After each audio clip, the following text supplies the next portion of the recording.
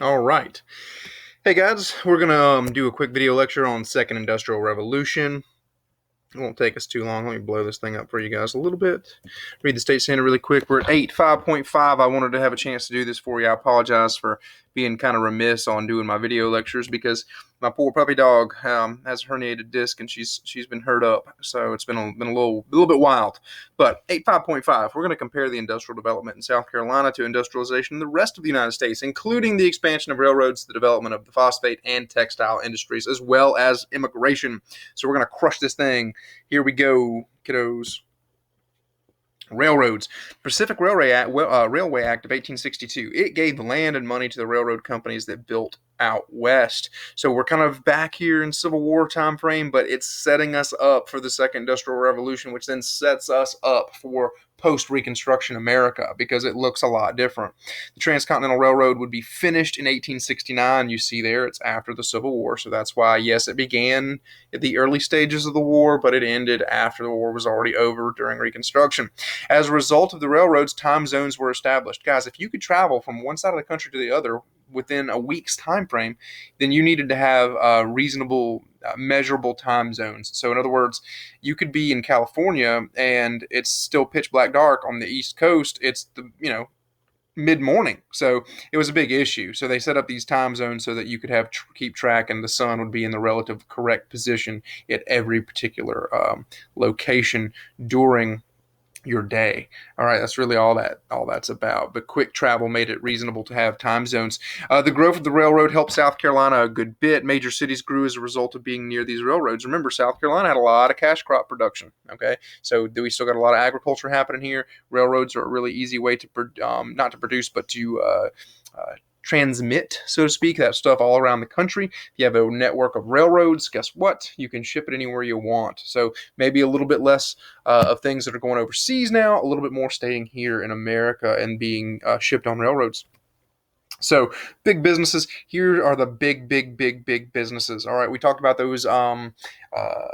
What do you want to call them? The titans of industry, the captains, so to speak. Your John D. Rockefellers, your Andrew Carnegies.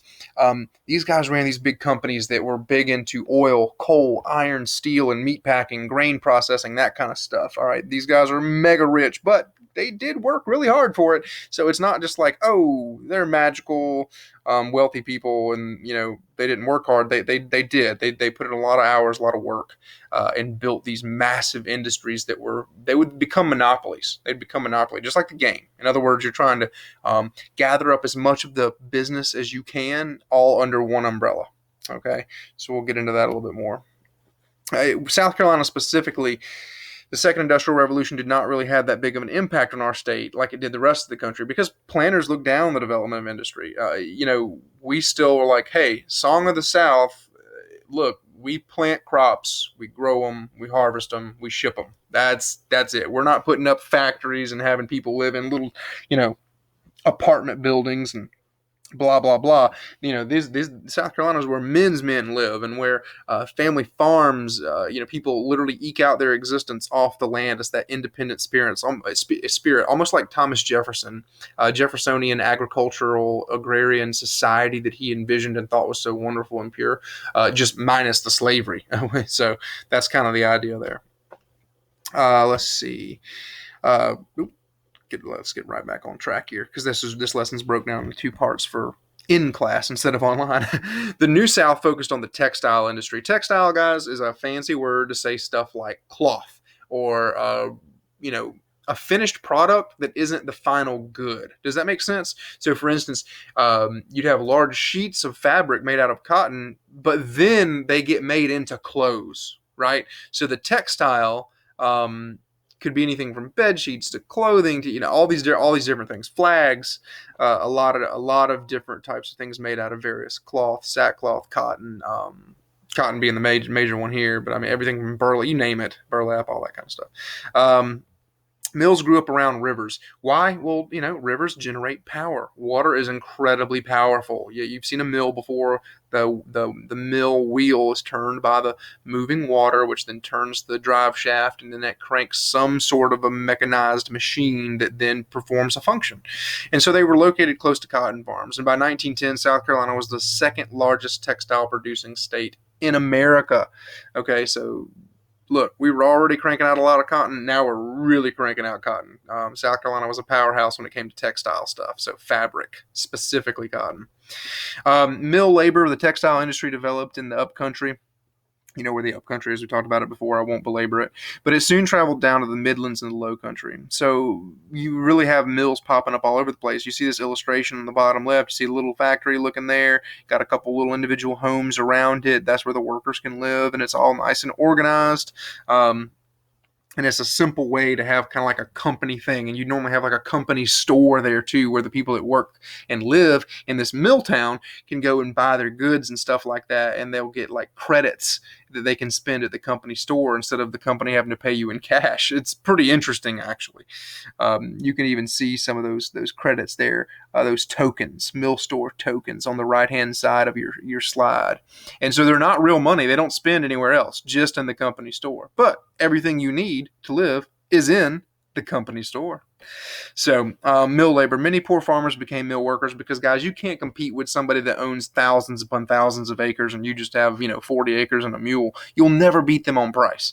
So they lived in these mill towns, and these towns provided homes, like you saw in that other image and the ones you see here, schools, churches, and those stores that we talked about. So they became their own little organized communities around a place to work. Basically is what it is. All right, life in the mill town. People worked long hours for low pay. Guys, this is before you have the Department of Labor and stuff like that. 12 hours a day is nothing. I mean, some of these people are working significantly longer than that.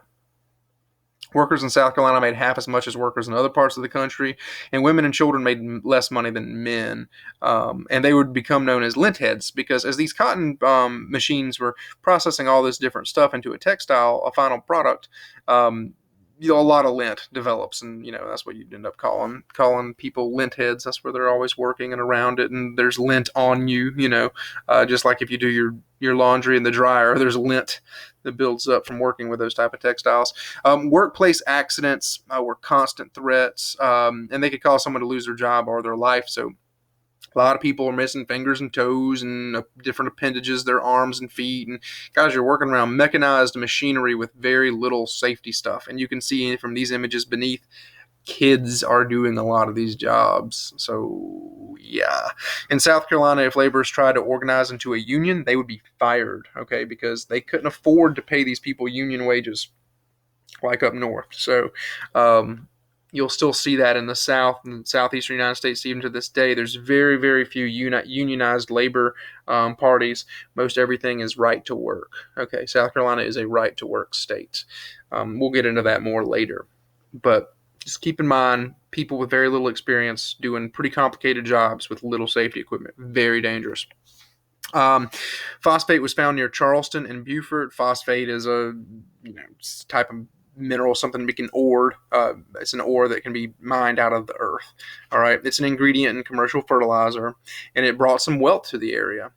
However, after a hurricane in Beaufort and after phosphate was found in Florida, the phosphate industry in South Carolina declined because it was a little less expensive and easier to get to it and mine it. It's more cost effective to do it in Florida.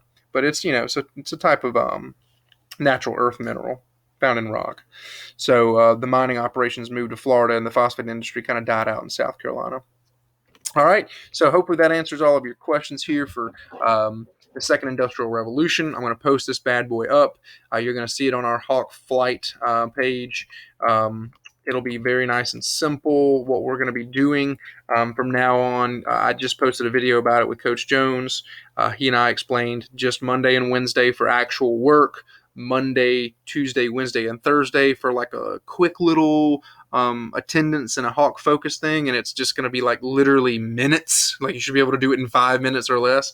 And then Friday is like your makeup day. You can do all your stuff on Friday and get caught up with everything for the week that you got behind on. So just really 2 lessons from us a week. Coach Jones and I are going to tag team it and try to create about an hour's worth of work for you every week, 30 minutes a day. So on Monday and Wednesday. All right, guys. I hope this finds you well. Y'all take care and great job so far.